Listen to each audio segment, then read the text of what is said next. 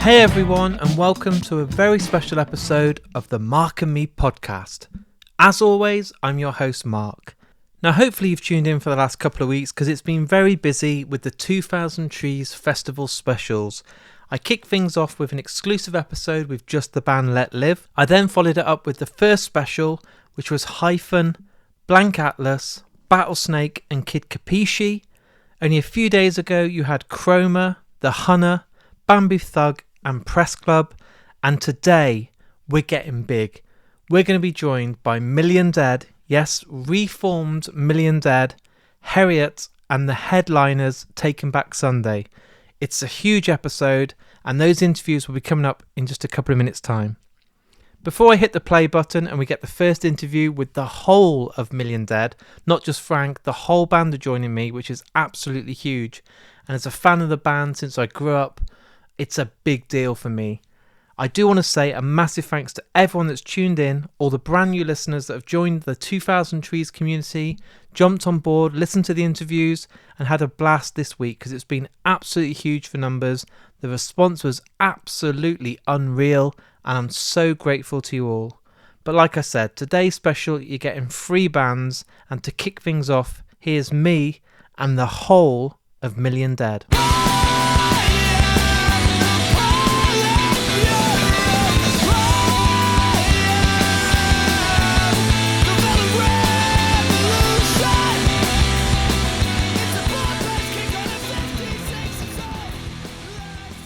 Million Dead, welcome to the Mark and Me podcast. Hello. Yo. I believe, Frank, and you'll agree, the reason you guys are sitting here today is because of me.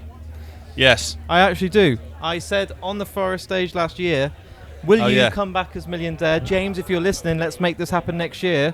And he was like, haha. And I was like, no, seriously, book Million Dead for next year. Yeah, I do remember that, actually. And then a week later, Million Dead are playing. Well, James called me the following day and was like, let's. Were you joking or serious? Yeah. Well, okay, what had actually happened, which I don't think I told you at the time, is that we had met up for the first time, all 5 of us, in 20 years, and we had a couple of rehearsals to just sort of feel it out, so it was sort of vaguely in the ether, should we say? I just thought it was a drink. I didn't realise it was rehearsals as well. No, we'd been in a room, but honestly, we were saying this earlier, I don't think we'd quite decided to pull the trigger on it at that point. And then James, after our conversation, hit me up and made an actual offer for us to play here this year. And that was the moment I think all of us went, oh fuck, it's real. Yeah. And decided, well, it could be real if we wanted it to be. Of course. And then collectively decided to pull the trigger.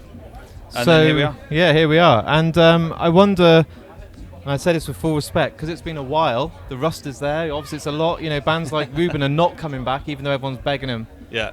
To see it on the poster, I was like, oh, fuck, it's really happening. Like, we're really going to get to see Million Dead again. It took me back to all those days of seeing you at the Charlotte in Leicester and all these great days. Feedback of Phil. like, Feedback Phil. Phil. Cutter. Yeah. Right. My God. Yeah. He was a legend. Yeah, the fact that his name's Feedback Phil was hilarious. Like, you get there and do sound check and you're like, oh my God. But He earned his name. he did justice to his name. But is there nerves? Are there moments where you're all like, we talked about it, we had a rehearsal, we announced it, but now the reality's here, we're in a field and we are going to do this? I think it's kind of the opposite. I think we started playing together and I don't know about you guys, but my initial thoughts were, this is terrible.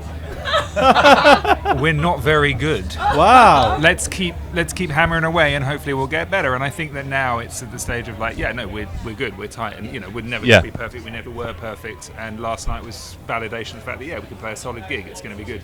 Yeah. Was it nice to have the warm up just to know that you still got it? Yeah. Very, very much. Very. I'm really glad we did it, just because it like. There's just a fair amount of things that become apparent in the context of a gig that you don't spot in a rehearsal room, and you're just like, oh fucking hell. Yeah. So I think we're all glad that we had the chance to warm up before we get on. Tonight's gonna be one of the biggest shows we've ever played as a band. That's amazing. Which is sort of mad in its way, and I think we're all looking forward to it. But yeah, last night was really fun, but there was definitely some kind of like working out the kinks kind of stuff. Were you like 3 songs in? Fucking I'm knackered. Like, I thought bit, we had the stamina.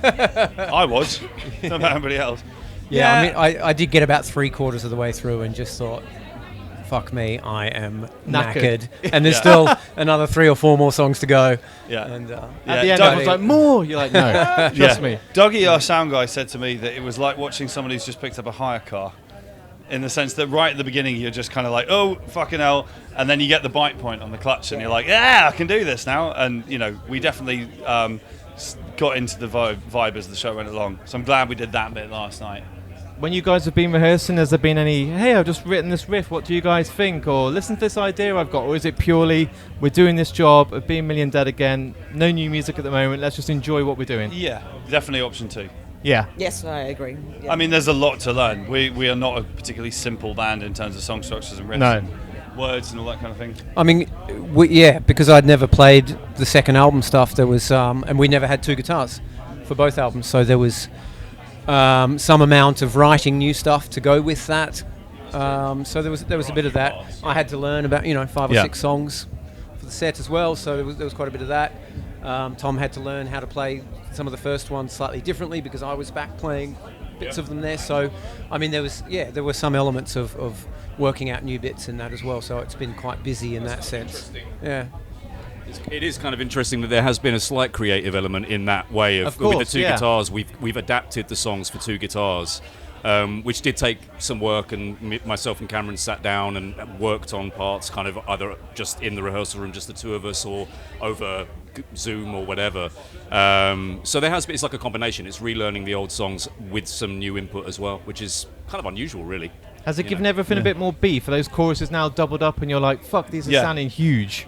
I do remember back in the day, Graham, who's our old sound guy, saying to me, you should get a second guitarist if you want to sound bigger and heavier. Funnily, he never said that to me. That's because you were so... and it's a good thing he didn't. It's because you were so beefy, Cam. Yeah. What about vocally? Are you like, oh man, like this was 20 years ago? It's been a challenge on a physical level. I took the first few rehearsals we had, I was struggling. Yeah. We've tuned down a little bit to accommodate that, but even so, I was finding it quite hard. And then I just had this one day where I sort of clicked into, it's just a different physicality of where you project from. Yeah. And I sort of clicked into it and just went, fuck, there it is, I found it. And over 20 years, my singing technique has changed. Of course, And it was such a relief when I did find it. It's still fucking hard. It's really hard vocally, and there's so many fucking words as well. God damn it. You said a lot in like 1 minute of a song. You were like, oh, and like, there's a lot. I mean, new stuff. You're like, hey, I do. Thanks, man. There's a bit. The start of Pornography of Cowards is borderline scat. Yeah. It's just like, and getting that down took some doing. You've not said much today. No, all their answers are so perfect. I thought I would just... So I joined Future to the Left in 2010. So I've been playing with them for 15 years. So I've been playing consistently. And going back to that, talking about, when Frank's talking about his, singing style. I mean, even for me, because like 15 years of Future to the Left. So, that style of music is so different to Million Dead. So again, when I went back to relearn, my parts from a song to Ruin and Harmony, it was blowing my mind. So I'm like going, I would never write that now because I've gotten so used to playing what I've played in Future Left, which is brilliant, and I love it. Completely different dynamics, everything, Yeah, but it was just fascinating to do that because I wouldn't do that again. And again, I was quite proud of it because I was thinking, that's really quite imaginative and inventive, and I wouldn't do that now, but it's nice playing 2 different styles. And I'm playing with them tomorrow, so I'm looking forward to that. Oh, as well. nice. Yeah. There's quite a lot of bits and songs. I remember the first time we were running Charlie and the Propaganda Myth Machine. There's just lots of bits where it just does a lot of weird shit for ages, and it doesn't quite repeat, and it does 3.5 of a riff and then 2.5 another one. Odd structures more than sort of necessarily odd. Yeah, and they sort of, we made them make sense by both kind of confidence and the lyrics and all the rest of it. But there were some bits where it was like, what the fuck is that? And it came good. I definitely think that's one of the things that stands out to me about the first album is the song structures are very strange, and to relearn them, they're not verse, chorus, verse, repeat. They have strange bridges and extended strange chord shapes being played, so it's been great to relearn those. I mean, Charlie and the Propaganda Myth Machine doesn't have a chorus. Not at all. It just doesn't kind of really like have any. that's the thing. It flows and keeps building, and a lot of it, and that's just bashing them out in the rehearsal room and getting them tight back in the day, and that's how they turned out. Yeah, but it's been fun. It's quite Because unique. you've all evolved as musicians, do you then want to play the songs naturally differently? Not in like a arrogant way of like, hey, I can do this a lot better than I did 20 years ago. But are you a bit like, I just want to try something different on this now because I'm feeling a different vibe to the song? I don't. A little bit, maybe with the guitars. There's been a few minor changes to the way we play. I think because we've all kept playing, no one's kind of relearning how to play basic guitar. I think your playing is refined over the years. So if anything, maybe the way we're playing the songs now that we've rehearsed them up is a bit more concise, maybe, or like the way the chord shapes you're using, or some of the things I'm doing now on the first album songs. I'm kind of playing a simplified version of the riff to go under what Cameron's doing, the original part, to kind of bolster it rather than just playing the same as him. And it's those kind of choices. A lot of the time, it's kind of simplifying it really because it streamlines it, makes it actually tighter. There's bits where I'm like, if we were in the middle of writing those songs now, I would agitate quite hard to simplify them. But then, having said that, looking back, I'm kind of glad we didn't back in the day because it's one of the things that made us who we are. And we were a weird band. We've always been a weird band. That's fair. Yeah. I suppose I'm also kind of intrigued. You've got some UK tour dates as well. So obviously the big festival announcement was like get to 2000trees to see Million Dead, the warm up. But now you got those tour dates. Is there like a bigger picture? Or is that the close end of the book for now? That is the picture currently. Yeah. Unless you get the itch more. I mean, this is it. I will say this is it. The thing about it is like depends how much money someone wants to offer us. Yeah, right. Unless we've got a message. It depends how much money someone wants to offer us. I mean, never say never. Just because I actually said I would never do this for a long time, and here we are. Yeah. So I don't want to permanently close any doors. Yeah. It is ironic. We've just released the 20th anniversary of Harmony No Harmony. Yeah, that looks beautiful. Banquet Records did this. I saw the images on websites. Like that looks sexy. The 10th anniversary is the Extinguished match. Yeah, because that was very much we're done. Right. Yeah. And so never say never, but I mean at the moment the only plan we have is that tour in December. Yeah. It's worth stressing that there is not an American tour incoming. For lots of different reasons. And there's no European touring coming, and there's no second UK touring coming. The American one in particular is like getting visas for this will be a fucking giant pain in the ass. Yeah. So too much effort. Way too much of it. So we're a weird band, and there's not that many people who are into us. And we kind of built over time, particularly with Frank doing what he does. Stop talking them down. Sorry, I think we built a fan base as well afterwards, but it's not like it's a Bon Jovi reformation or something, where we're going to sell out shows worldwide. It's pretty niche, which is great. We're a niche band and we're happy to be one. Yeah. So what about the set list? Writing it, pleasing the fans, pleasing yourselves as musicians, keeping yourself kind of we will be pleasing ourselves on stage. But at the same time probably thinking, well, that's too much, we need a break there, we need to get the dynamics I realised last night that we may not have done enough of that. Yeah. There's a bit in the set last night where I was like, Jesus fucking Christ, why are we playing these 3 songs back to back? But we're going to do it again tonight. Yeah? No changes then since last night? No, because it was rehearsal, basically. Yeah. My God, that's scary.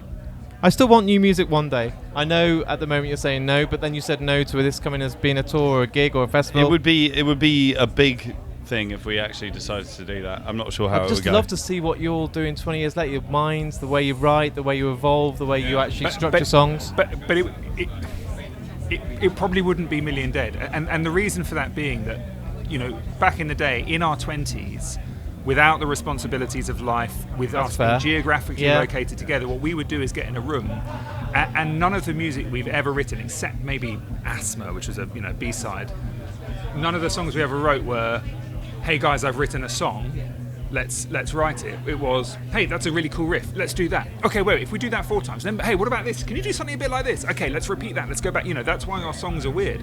To do that, you need the spark of playing absolutely regularly with each other. You need to be in a room on a frequent basis, not living all around the country, miles away from each other, having to schlep in for hours. Well, and there's a naivety about it as well. There's a part of me that thinks that I've spent too long thinking about classic songwriting now to be able to write stuff like Million Dead anymore, to be honest.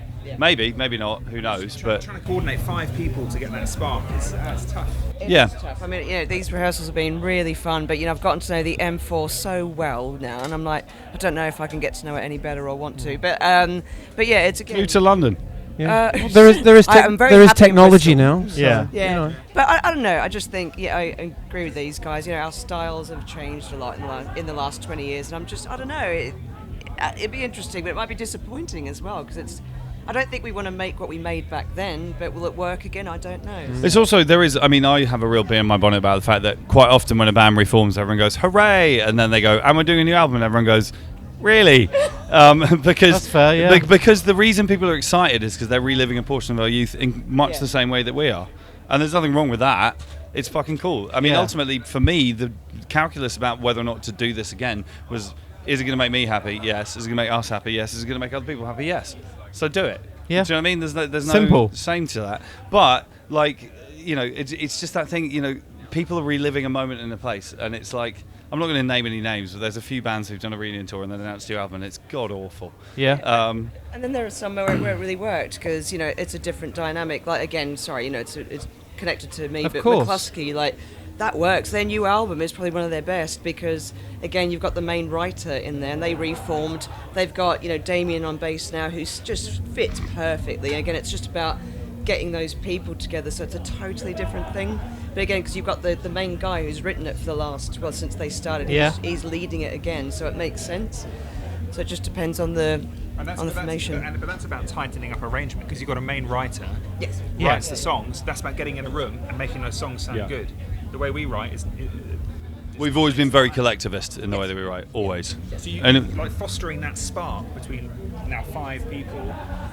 That's really hard. I mean, we played in Mongol Horde. We had Mingle Hard, whatever. We wrote a second album's worth of stuff, which we're never probably going to release. But even that took years and years of Matt and I occasionally meeting up in a room, 2 people, and not sparking for ages and ages and ages and ages and ages until suddenly stuff started to spark. Is that all recorded? The music is. There's no vocals. Not like recorded. Is that going to be like the Deftones album that we never get to see? Yes. It's a demo in a room, but it's like... Yeah. That's still quite exciting. The point is about I'm going to steal that and just get you to put some AI vocals of Frank on and be like, New Million Dead is here. Yeah, there we go. We use those riffs. Everyone happy with that? Good. Right. Perfect. Do you guys get to enjoy the festival as well as playing? Do you actually go and see some bands? You've mentioned some great bands today. Yeah, we've had a lot all on these today. Fucking interviews. Yeah, we've been talking to you, not saying bands. I know. Fuck off, Mike. You had me last year. And I did a show earlier as well on the Forest stage. Which counted as one of your 3,000. It did. 3,054, as it was. Nice. There we go. I think you should go and watch some other bands as well, just to live that youth again. That's what I'm doing. I'm going to be like, I wish that... we're going to see McCluskey, most likely. Yeah. I just did a podcast live with Damien, who's one of the nicest guys ever, who's had twins 3 weeks ago and has come to the festival. Yeah. Mad. That's how you get an understanding wife. That's mad. Yeah. Final question for you guys, because I want you to save your voice and also just have a relax and not sweat to death. The podcast ends, and you'll know this, Frank, with a song choice by the person that's been on the podcast. You can choose any song in the history of music that plays after our interview. There's 5 of you today, which means 5 songs. I can't release this podcast as Million Dead or Mark and Me with 5 songs that play at the end.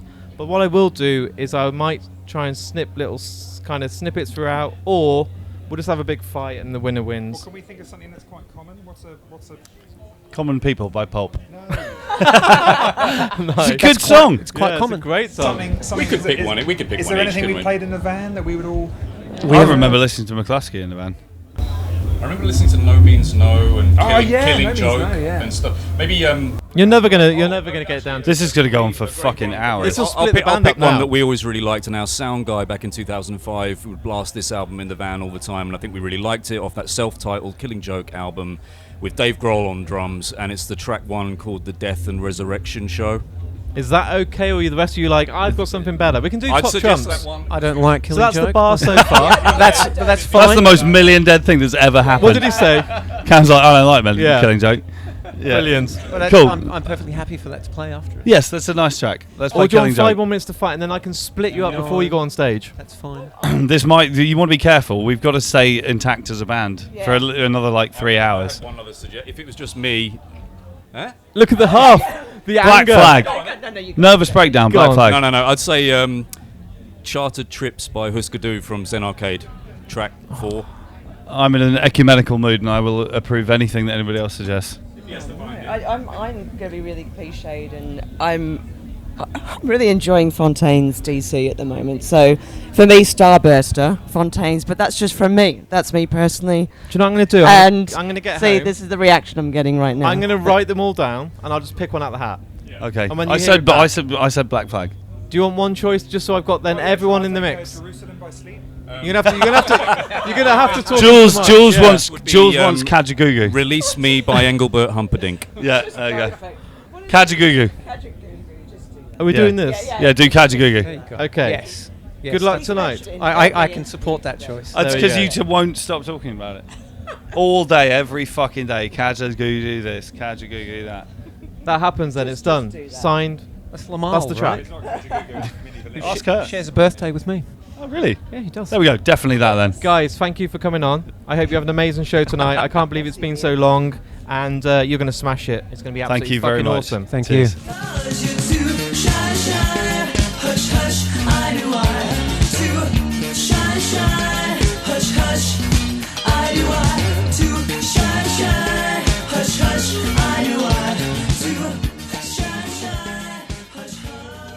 So there was the first interview today with the recently reformed, and I do believe I still had a huge say in this, Million Dead. What an incredible band. I couldn't believe it when the announcement happened. It was a phenomenal show. I absolutely love Frank and this band, and I was honoured to be joined by all of the members of Million Dead. And if you haven't, go and get yourself a ticket to their UK tour, because you just heard it's a one-off. They're not going to be doing a US date or European shows. Grab yourself a ticket and you're going to be blown away, because they were one of the bands of the weekend. Everyone was talking about it, and it was an incredible trip for anyone like me that grew up with bands like Hell is for Heroes, 100 Reasons, Reuben, and to see Million Dead on stage again was a dream come true. Next up is one of the best upcoming bands who I still think are upcoming. People will argue and say, hey dude, they're established, but I still think they've got so much more to give. They're on this incredible journey, they're getting bigger and better as time goes on, and I'm thrilled to say that here's me and the awesome Heriot.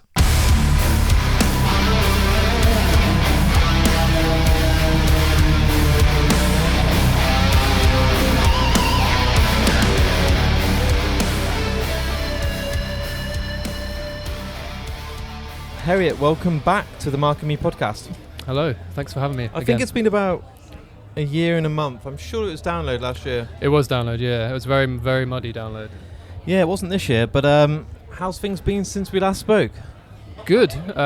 We put out a record. Yep. We've toured that record a lot, and now, yeah, we're here. This is the first festival of the summer, so yeah, back I at saw when was it Empire State Bastard announced like an all-dayer and you guys were on the bill. it. Yeah, yeah. I thought, there they are. They're we doing good. discussed it, didn't we? I think. Yeah, that was if I it. remember And right, you yeah. weren't allowed to announce it, I think, and then Yeah. it came out, and I was like, "That's awesome." Yeah, it was a cool one for us because I mean I'm a big Biffy fan. Yeah, they're the best ever. Packer loves Slayer, so I mean we Yeah. were like in heaven that day. It was great. Like, it was really cool.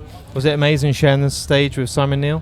Yeah, man, it was sick. He was insanely nice. Like, he introduced himself like as a friend, and Yeah. we hung out in the dressing room after the show. He was insanely welcoming, which is weird from someone. I mean, not weird, but if you look up to someone, you don't expect them to be so like forward and friendly. But yeah, it was really cool. That's amazing, man. And we've done the whole. What was your first album? What was your first live show? We did all Yeah. that. But what was your first festival? My first festival was Reading Festival, 2006. Nice. I went with my parents. I was very, very young. I think I was about 12. I think at that time you could still get in for free if you were a kid.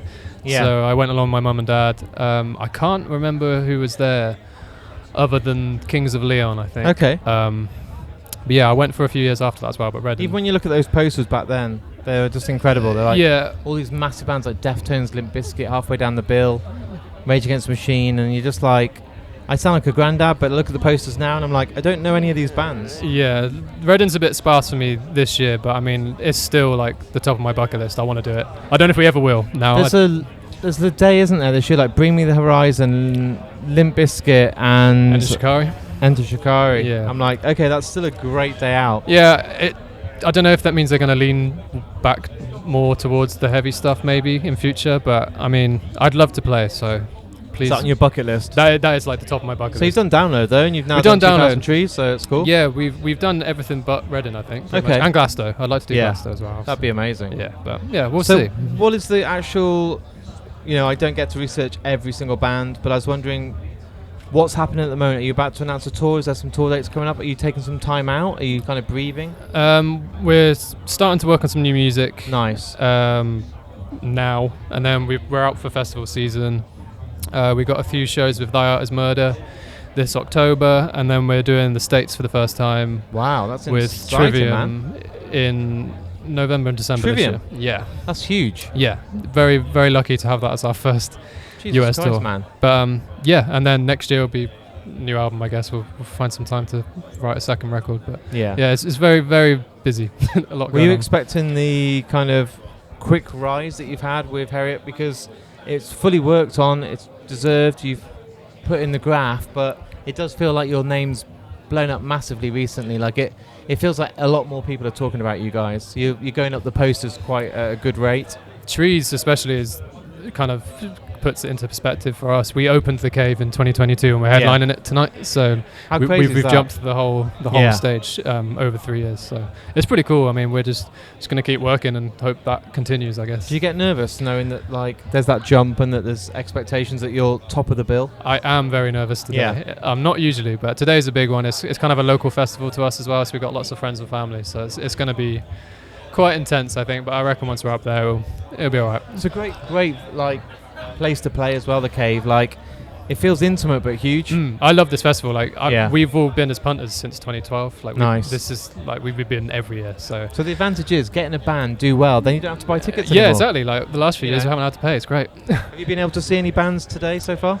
Not yet. We literally got here about an hour and a half ago and just been saying hello to everybody. So after press is out the way, we'll catch some bands. I don't really know who's on today, apart from Taking Back Sunday, who we clash with. So that Million Dead, I think. Yes, That'd be good. Fiddlers today, I think, as well. I Yeah. think. Coheed tonight. Coheed. Yeah. Witch Fever. I'm going to watch Witch Fever. Oh, That's they're like the great. one band I want to see Yeah. today. Again, people are talking about them like they're going to be huge. Yeah, big time. And they're lovely people as well. We've done a few stuff with them a few years back. And they're about to put out their second record, I think. So I reckon. So you admit that you're getting nervous. You still admit that it's a big deal. Yeah, I don't usually get nervous, but when it's ones like this, like Download is a big one. Yeah. Trees is a smaller festival, but it's a big one for us. So Yeah. there is a bit of pressure. I mean, I think everyone else is playing it pretty cool at the moment, but I think we're all in the same boat where it means a lot, this one. So fingers crossed all goes well. And Do you get to be here tomorrow so that come down you can go and see bands and stuff, or? unfortunately not. No, we're coming back tonight, and we're going to be writing all weekend. So. writing new stuff. So yeah, it's a shame because we do always usually stay. Yeah, Alexa's on fire tomorrow as well. I mean, the lineup's nuts this year. We wanted to come yesterday, but Erhan, our guitarist, came down yesterday, said it was too hot. He was like, "Don't bother us." We were like, "Right, we'll just come up for show day and then Yeah. take it easy." We don't want to get sunstroke before the big one. So I was wondering if you could be the organizer like James and put on your own festival here, 2000trees, and they say, right, Heriot, you get to choose your 3 headliners. Who would you have? I'm throwing you into the deep I know. end. I go full. I'm a big new metal guy, so I just go Slipknot one night, Korn next night, and Biscuit the final night. That's I wild. go. They definitely wouldn't be able to budget's afford gone. it. Yeah, Yeah. literally, that's it. It'd just be 3 headlines, but that's like my top 3. That's fucking insane. That's more Download. I think it would work. I think Yeah? it'd be good. I'd enjoy it. You really think? Yeah, All the money for the whole 10 years would have gone on Slipknot? yeah. That's Why it. not though? Yeah, it would be a 1-year festival. It would never happen again. Yeah. Because the budget. Go out of business. That's it. But it's worth it just to have the metal fest of the year.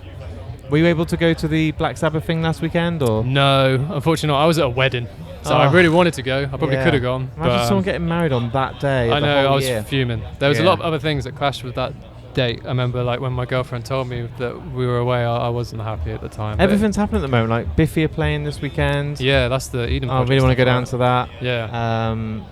Everything's happening. I'm like, why does it all come at once? Yeah, it's the Sabbath thing's annoying. Debbie went down to that and she said it was amazing. It's a once in a lifetime thing. So I know. I I'm regretted ashamed it to miss it. afterwards. Like everyone's like, as I'm here seeing people of like clips of Tool and stuff. I'm like, yeah, It's crazy. To that, man. I'm going to live to regret that. The thing I'm most impressed with is the changeovers at that. Like the sets for 20 minutes or something. Mental. I saw the running order. I was like, absolutely not. I would not enjoy that day. Like, imagine you one day got to be part of that. It'd be cool.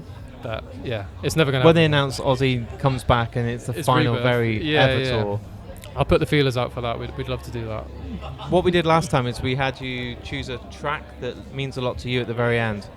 I can't remember which one it was, dude. My brain. I speak to 500 people. But let's do it again for scratch. So what's the song that you would love to be played at the very end of today's interview after this one's all edited for the world to listen to?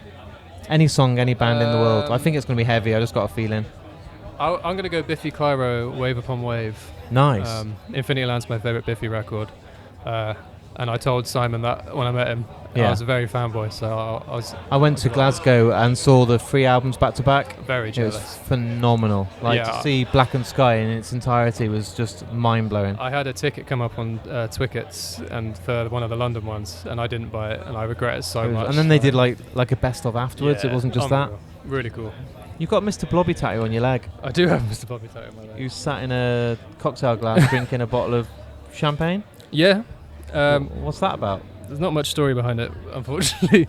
I kept saying I was going to get it, and I didn't get it for years, so my girlfriend just bought it for me and said, you're going to get this today. And I was like, oh, and you did it? I did it, yeah. I'm quite happy with that. That's historic. I don't think there's probably anyone else that's got that. It's a conversation point. I've got a toilet roll down here as well. Oh, wow. There's just lots of nonsense on this leg. I love this. Yeah. Thank you for coming back on, dude. No, thanks for having me. Good luck with tonight. I think it's going to be fucking amazing. It's fully deserved. And I think this is the step then to be main stage.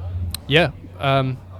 Absolutely. It feels like the bridge. We did the main stage 2023. Yeah. Like 1 o'clock in the afternoon. So if we can get that there later, that'd be wicked. When the sun's going down, it'd be amazing. Sick. We'll get a photo and thanks for coming back. Nice one. Cheers, thanks, dude. There's a knife in my hand, covered in blood. I can't understand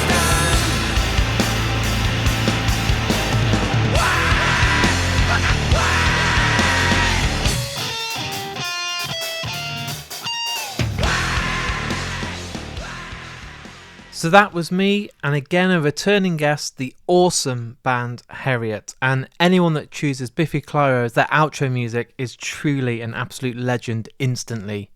If you haven't heard Heriot, go and check them out. You'll not be disappointed. One of the best bands out there right now on the scene, and everyone is talking about them. Right, now it's serious business. The headliners of 2000 Trees, the wonderful, and again returning on Mark and Me, Taking Back Sunday. I just wanna break you down so badly. Without your phone for everything you say. I just wanna break you down so badly. In the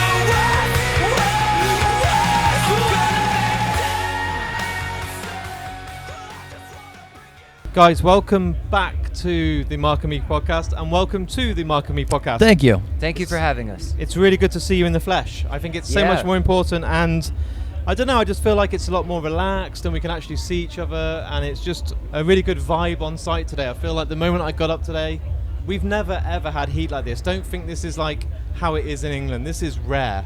That's what we were being told too, like that there was like last week really hot and then it dipped, and then this week hottest ever, and then it's gonna dip again. Yeah. Man, it's wild because I'm always so fascinated with how well the British are at retrofitting, because like the buildings are so old, you know, and it makes so much sense to me because I caught myself like, why don't they have air conditioning? But then I'm like, because the building was built in 1600, man. Yeah, the contrast is just shit. Yeah. Like Or this longer. shiny, like apple-looking product on the wall, blowing air out in this lovely 1600 beautiful antique building. It just the contrast is too much.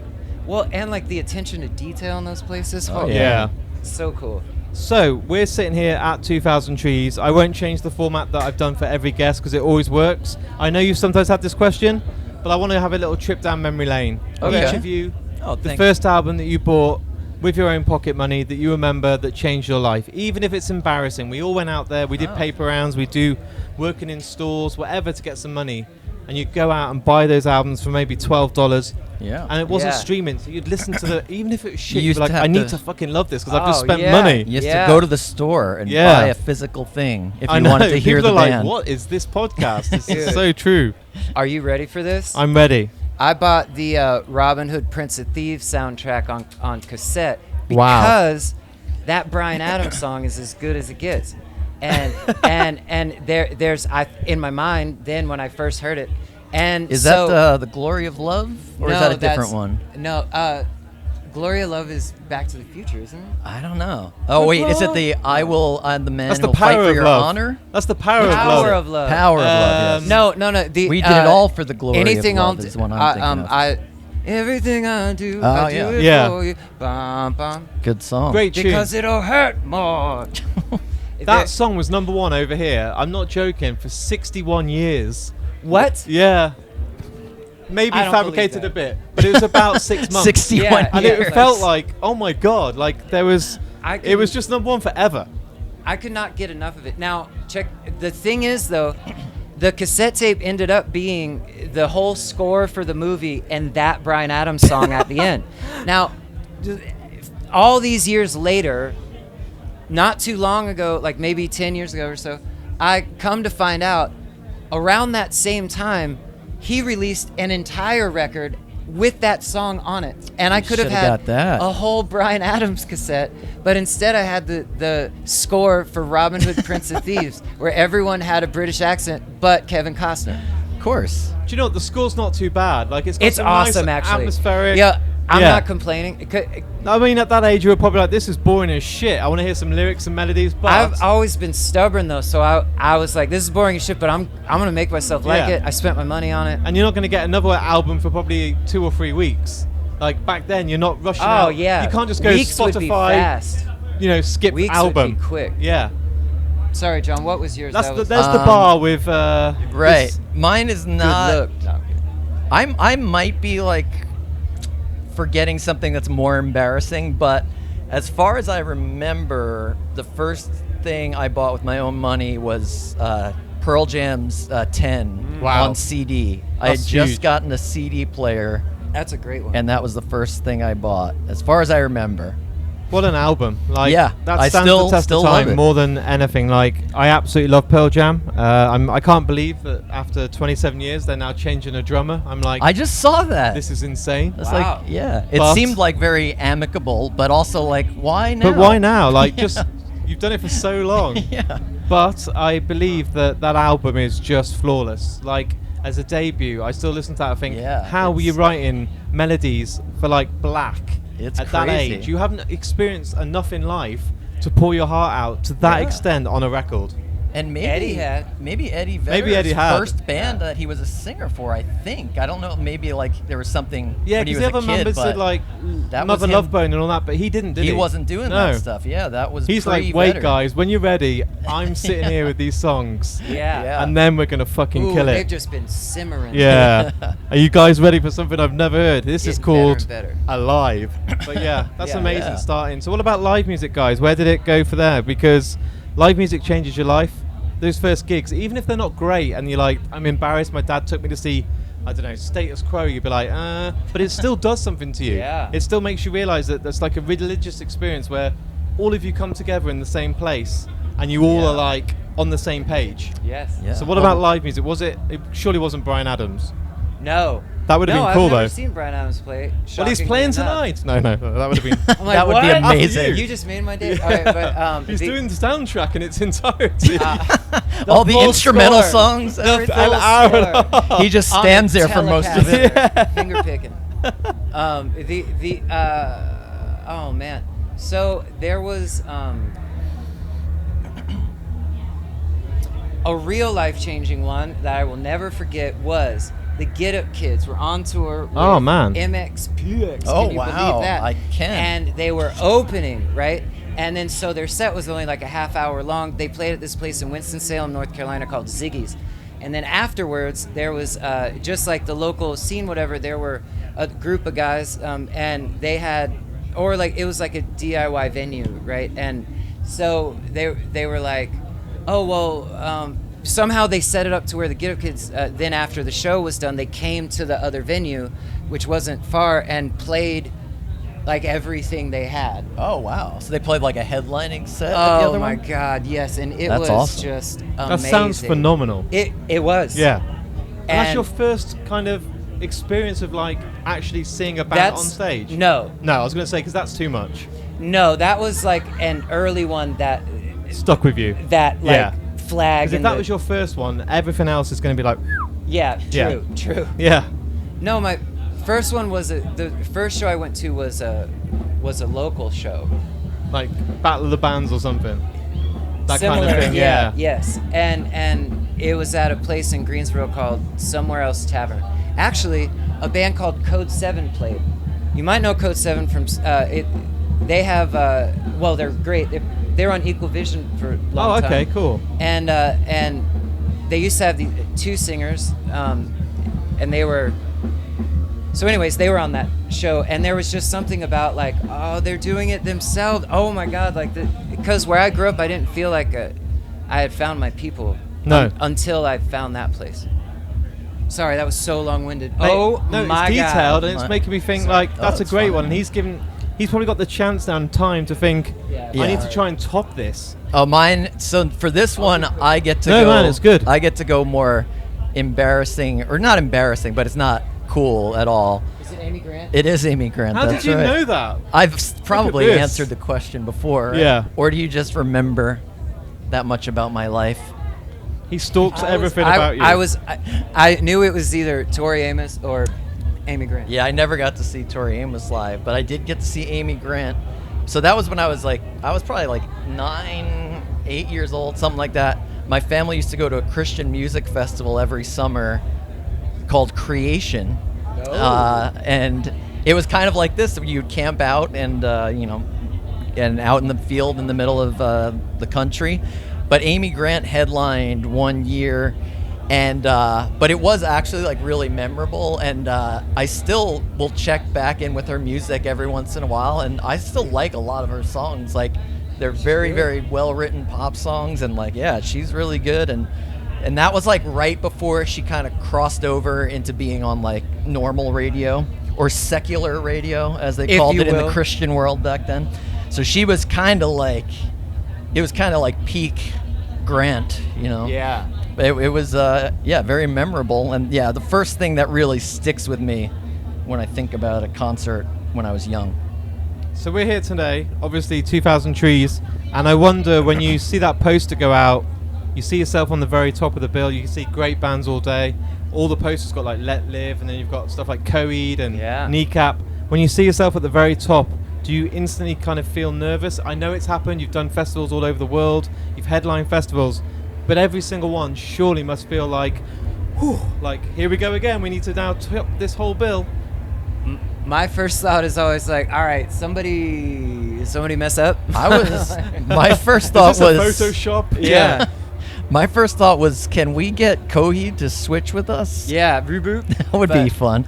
But yeah, I mean, I don't feel like we, in the UK at least, as far as I can remember, we don't usually end up headlining. Yeah. So that I said to was these guys a little before, surprising, I was like, honestly. have these guys headlined the UK festival before? And I was like, I don't want to be a dick. And they're like, hey guys, we did this 2 years ago. But I haven't, No, I like- don't recall like- you headlining a UK festival.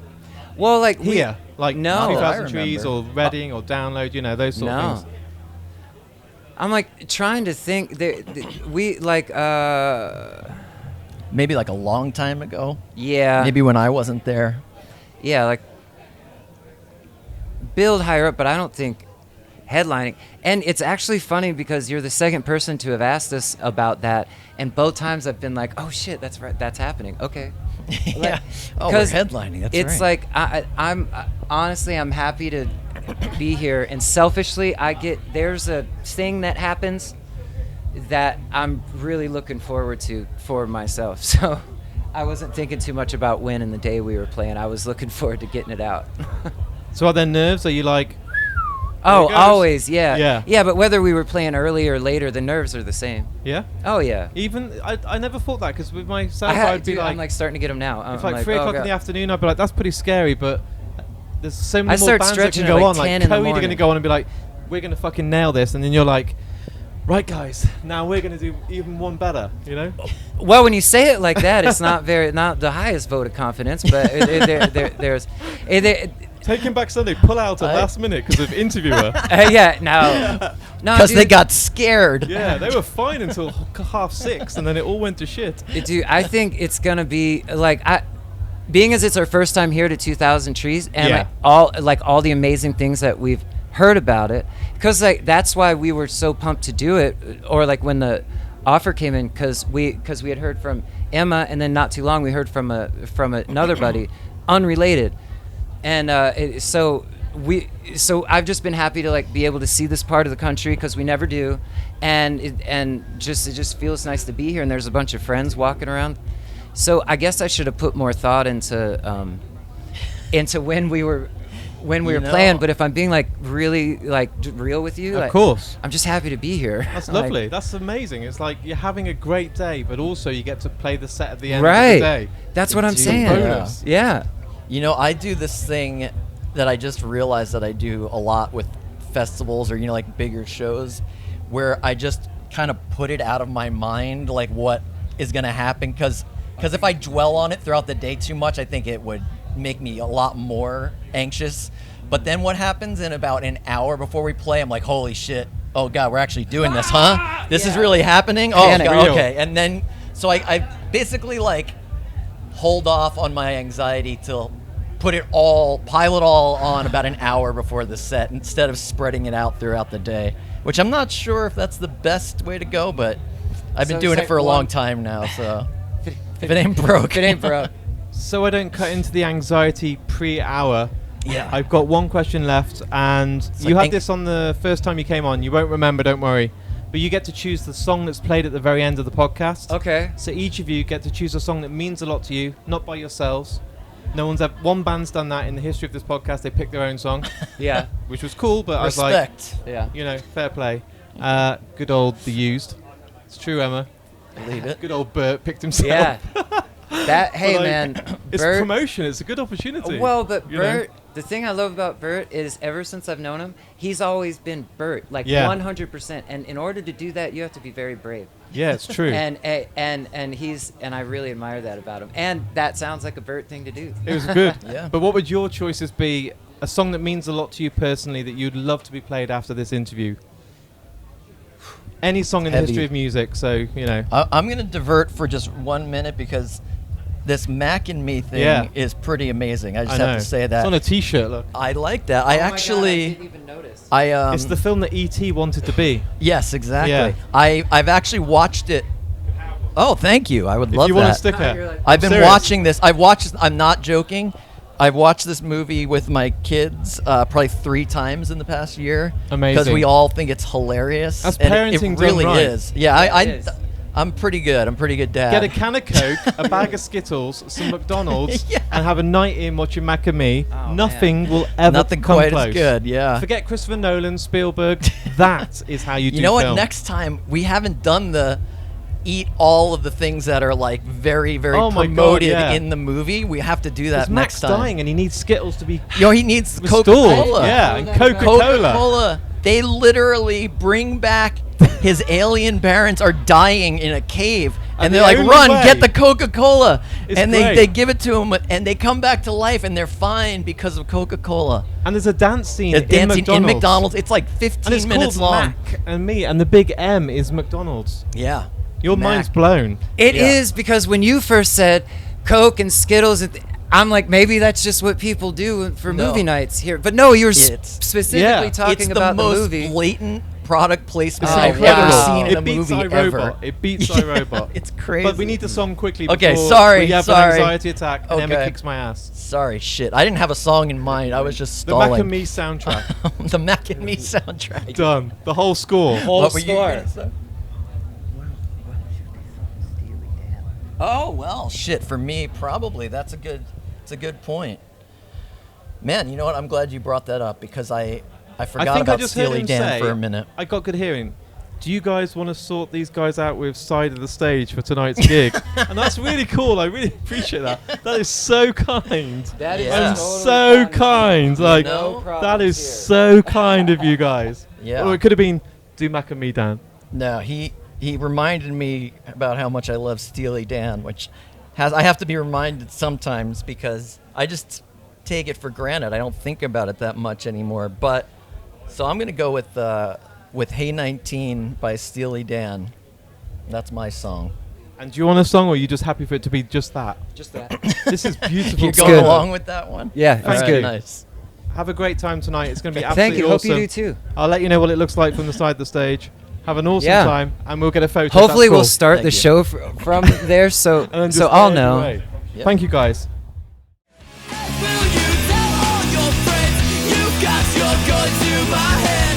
This song was only wishful thinking. This song was only wishful thinking. Will you tell all your friends you got your gun to my head? This song was only wishful thinking. I never let you hold me back.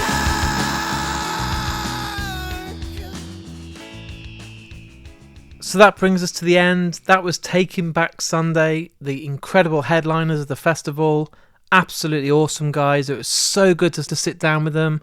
Again, talking about Mac and Me was always a dream, but truly one of the best performances of the weekend, an incredible band, and I'm so grateful I got time with them on the Mark and Me podcast at 2000trees. So there you go. You've had Million Dead, Heriot and Taking Back Sunday. There's one more special to come. I'm not going to tell you who it is right now, but it won't be long. It's a huge one that I was involved with at the actual festival, and you might know already, but let's just wait and see who it is. And I swear you're all going to have your minds blown. It's awesome, and the highlight of my whole festival. I want to say now again a massive thanks to all of you for tuning in and listening to today. If you've enjoyed the episode, please share it. You know the score by now. You all have Facebook pages or Twitter, Instagram, TikTok, whatever you use.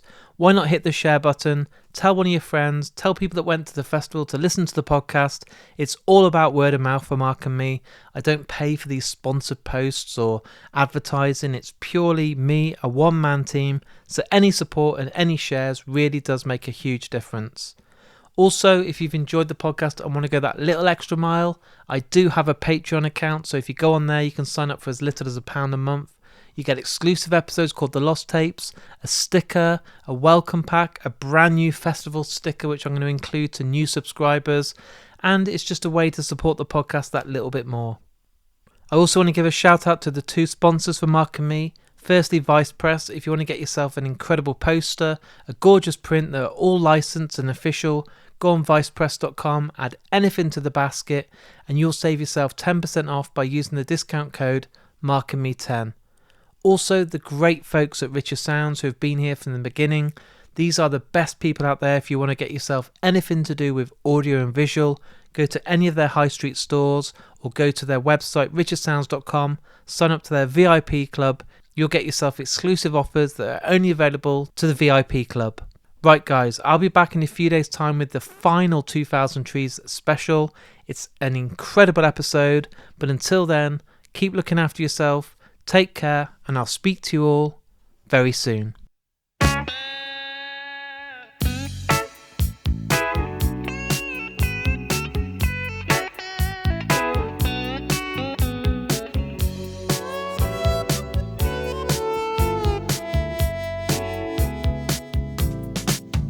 Way back when, in '67, I was a dandy, gamma kind. Sweet things from Boston, so young and wheeling. Moved down to Scottsdale, where the hell am I? Hey 19, no we can't dance together. We can't dance together. You can't talk at all. Please take me along when you slide on down. Hey 19, that's real.